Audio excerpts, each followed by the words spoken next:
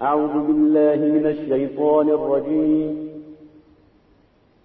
بسم الله الرحمن الرحيم. يا أيها الذين آمنوا كتب عليكم الصيام كما كتب على الذين من قبلكم لعلكم تتقون.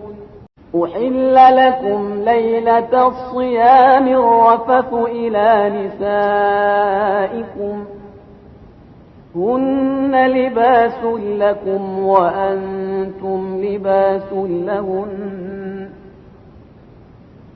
علم الله أنكم كنتم تختانون أنفسكم فتاب عليكم وعفى عنكم فالآن باشروهن وابتغوا ما كتب الله لكم وكلوا واشربوا حتى يتبين لكم الخيط الأبيض من الخيط الأسود من الفجر ثم أتموا الصيام إلى الليل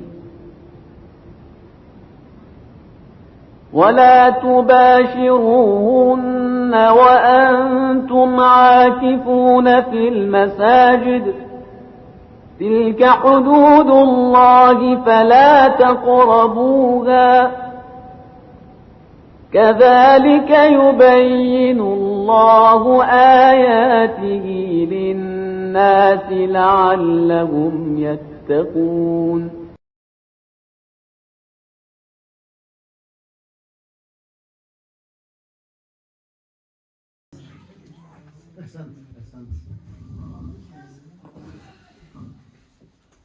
یہ انہوں نے ان کو داد دی ہے نا احسن. میں اپنے گاؤں میں ایک دفعہ تقریر کر رہا تھا تو اس کو میں نے کہا احسن, تو ادھر ایک آدمی تھا اس کا نام حسن تھا, وہ کھڑا ہو گیا, اس نے کہا کیا کہہ رہے ہو؟ احسن کا مطلب یعنی بہت اچھا ہے.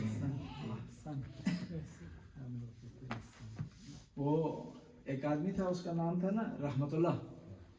وہ مسجد نہیں جاتا تھا. تو جس طرح تو بعض گاؤں میں لوگ ہوتے ہیں, بعض نہاتے نہیں, ایک کچھ لوگوں کی اپنی روٹین ہوتی ہے, کچھ چیزوں پر اپنے لیے انہوں نے قد گن لے آئے ہوتے ہیں. تو وہ مسجد نہیں جاتا تھا. ایک دن صاحب نے فیصلہ کیا ہے کہ اسے زبردستی لے جاتے ہیں. تو وہ لے گئے اس کو, تو اس کو مولوی صاحب کے پیچھے بٹھا دیا ہم تاکہ بھاگ نہ جائے نا. تو اس نے کبھی نماز پڑھی نہیں تھی, مسجد میں آیا نہیں تھا. تو مولانا صاحب نے آخر میں کہا السلام علیکم ورحمۃ اللہ وبرکاتہ. اسے سمجھا مجھے سلام کر رہے ہیں. انہوں نے کہا وعلیکم السلام مسجد کے مولانا. وہ بھی ہے کہ یہ بندہ ایک پوچھتا مولوی صاحب سے, مولانا صاحب آپ کا نام کیا ہے؟ تو انہوں نے بڑی قرات سے کہا عبد الرحمن. کہتا مولوی جی نا تو میرا بھی ہے پر اس چلنا شکاٹا نہیں.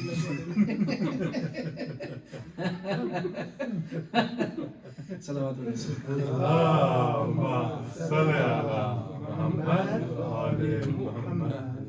بسم اللہ الرحمن الرحیم. احلت لکم لیلۃ الصیام الرفث الی نسائکم ہن لباس لکم وانتم لباس لہن. علم اللہ انکم کنتم تختانون انفسکم فتاب علیکم وعفا عنکم فالآن باشروہن وابتغوا ما کتب اللہ لکم وَكُلُوا وَاشْرَبُوا حَتَّى يَتَبَيَّنَ لَكُمُ الْخَيْطُ الْأَبْيَضُ مِنَ الْخَيْطِ الْأَسْوَدِ مِنَ الْفَجْرِ ثُمَّ أَتِمُّوا الصِّيَامَ إِلَى اللَّيْلِ وَلَا تُبَاشِرُوهُنَّ وَأَنْتُمْ عَاكِفُونَ فِي الْمَسَاجِدِ تِلْكَ حُدُودُ اللَّهِ وَلَا تَقْرَبُوهَا كَذَلِكَ يُبَيِّنُ اللَّهُ آيَاتِهِ لِلنَّاسِ لَعَلَّكُمْ يَتَّقُونَ. اب روزے سے متعلق جو آیات ہیں ان میں سے ایک یہ بھی آیت ہے کہ روزے کے احکام بیان کر رہے ہیں. 187 نمبر سورہ بقرہ کی آیت ہے. اس آیت میں کہا گیا ہے کہ رمضان کی راتوں میں تمہارے لیے حلال ہے کہ اپنی بیویوں کے پاس تم جا سکتے ہو, اور وہ تمہاری بیویاں تمہارا لباس ہیں اور تم ان کا لباس ہو. اس آیت کے ایک شان نزول ہے. شان نزول یہ ہے, کہتے ہیں کہ شروع میں جب روزہ واجب ہوا, حکم یہ تھا کہ رات کو مباشرت آپ نہیں کر سکتے تھے اپنی ازواج سے. تو کہتے ہیں کہ پہلی دفعہ کیا ہوا, عمر نے ایسا کیا کہ اپنی بیوی سے مباشرت کی, تو کہتے ہیں بعض روایات میں ملتا ہے بیوی نے آ کر شکایت کی کہ خدا کی طرف سے آرڈر آیا ہوا ہے لیکن یہ آدمی جو ہے مجھے نہیں چھوڑتا، تو اللہ کے رسول آپ بتائیں کیا کریں؟ تو وہاں پر اللہ کے رسول جواب دینا چاہتے تھے، وہی نازل ہوگی کہ اس کے بعد یہ آیت منسوخ ہو گئی ہے اور حکم منسوخ ہو گئی ہے، اب رات کو مباشرت کی جا سکتی ہے ازواج سے۔ اب جو لوگ کہتے ہیں نا بعض کا یہ بات یہ اس طرح جتنی مذمت کی ساری اسی کی وجہ سے۔ اور یہاں پر اس آیت کے نکات نکلتے ہیں۔ ایک پہلا نقطہ یہ نکلتا ہے کہ قرآن کتنی پیاری زبان استعمال کرتا ہے۔ کہا اُحِلَّ لَكُمْ لَيْلَةُ الصِّيَامِ الرَّفَثُ إِلَى النِّسَاءِ، رمضان کی راتوں پر تمہارے لیے حلال ہے بیویوں کے پاس جانا۔ حالانکہ جو گھٹیا لوگ ہوتے ہیں اس کے لیے اور لفظ استعمال کرتے ہیں، قرآن کیا کہہ رہا ہے؟ مباشرت کا لفظ استعمال کر رہا ہے، لمس کرنے کا لفظ استعمال کر رہا ہے۔ لمستم النساء، جب تم عورتوں کو ٹچ کرو تو تم پر غسل آئے۔ صحیح؟ ٹچ کرنے سے مراد کیا ہے؟ مباشرت مراد ہے۔ جماع کا لفظ بھی جمع ہونے کے معنی میں، یعنی قرآن ہمیں بتا رہا ہے کہ جب بھی آپ اپنی گفتگو میں بات کریں، اس قسم کے معاملات سے متعلق بات کریں تو کوشش کریں شائستہ لفظ استعمال کریں۔ صحیح؟ دیکھیں کتنا پیارا لفظ استعمال کیا جاتا ہے، کہا جاتا ہے شرمگاہ۔ ٹھیک ہے جی؟ شرمگاہ استعمال کیا جاتا ہے، یعنی لو لفظ جس طرح پنجابی میں اردو میں ہوتے ہیں وہ استعمال نہیں کیے جاتے۔ اور یہ ہمیں خدا جو ہے وہ ایک درس دے رہا ہے کہ اگر آپ غیر انسان دنیا میں رہ رہا ہے اور یہ معاملات اس کے ساتھ ہیں، اس کو بیان کرنا ہے، اس کا مسئلہ پوچھنا ہے، اس کا مسئلہ بیان کیا جائے گا، تو لہٰذا اس میں کوشش کی جائے ایسے شائستہ لفظ استعمال کیے جائیں تاکہ آپ کی زبان میں شائستگی رہ جائے اور خدا کا حکم بھی آپ تک پہنچ جائے۔ اب کہا کہ ہن لباس لکم، تو تمہارا لباس ہیں عورتیں، اور تم ان کا لباس ہو۔ یعنی پیاری تشبیہ دی ہے خدا نے کہ ایک لفظ کہا اس میں کئی معنی بتا دیے ہیں تشبیہ کے ذریعے۔ لباس کیا کرتا ہے جی؟ لباس سب سے پہلا مسئلہ یہ ہے کہ لباس آپ کے عیبوں کو چھپاتا ہے۔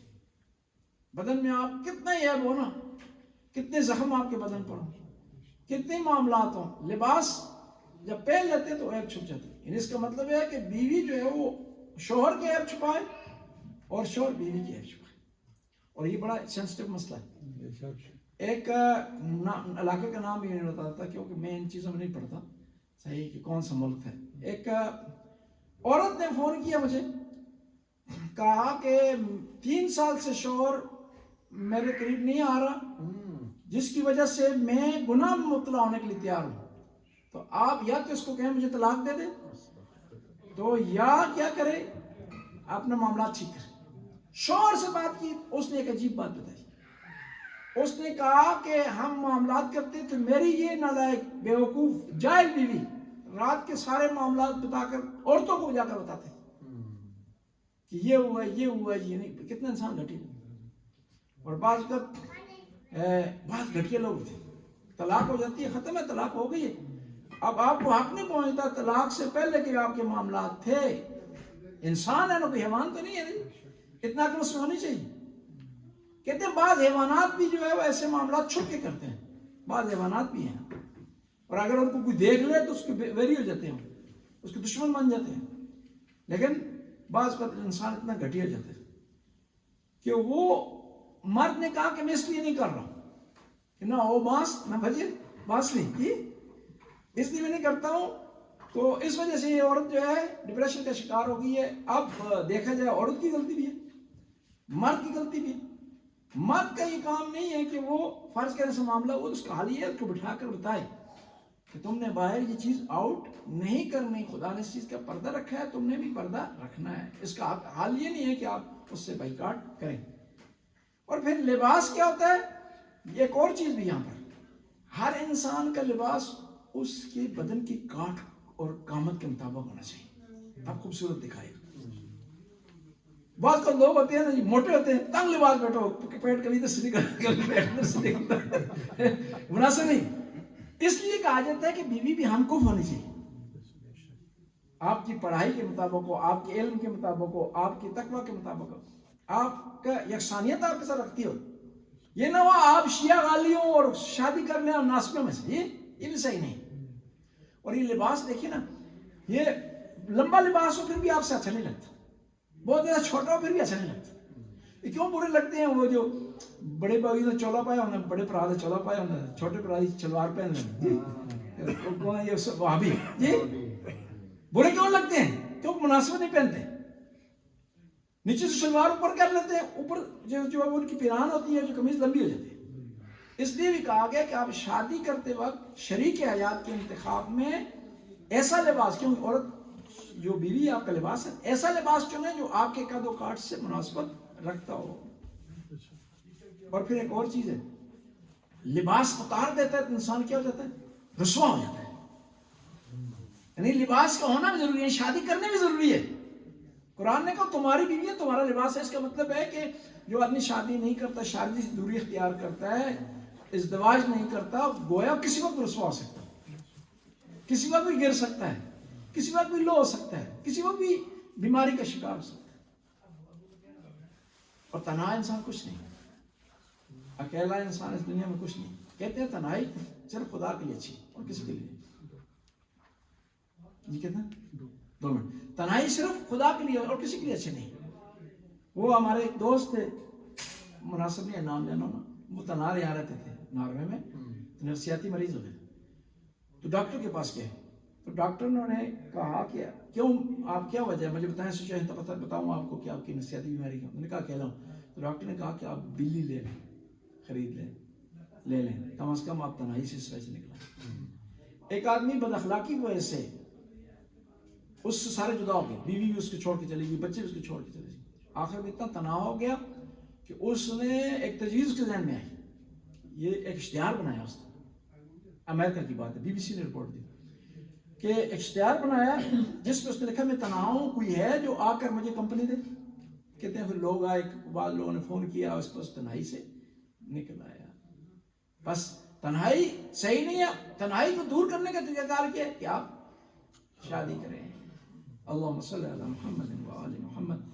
یا علیم و یا علیم و یا غفور و یا رحیم. خدا اس قلیل سی عبادت کو قبول منظور فرما، ہمارے گناہوں سے درگزر فرما، نیک کام کرنے کی توفیق عطا فرما، برائیوں سے بچنے کی توفیق عطا فرما. یا اللہ جو قرآن کی ہم نے باتیں کی ان پر عمل کرنے کی توفیق عطا فرما. ربنا آتنا فی الدنیا حسنہ وفی الآخرۃ حسنہ وقنا عذاب النار. اللہم صلی علی محمد.